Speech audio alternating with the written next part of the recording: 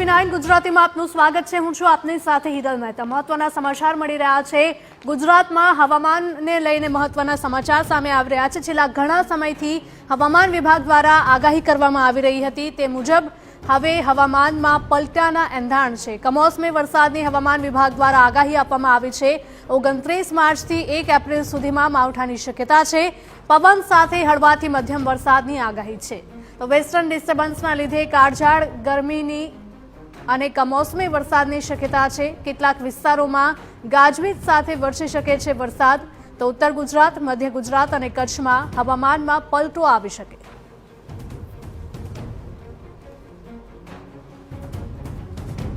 તો ગુજરાતના વાતાવરણમાં પલટાના એંધાણ છે। કમોસમી વરસાદની હવામાન વિભાગ દ્વારા આગાહી આપવામાં આવી છે।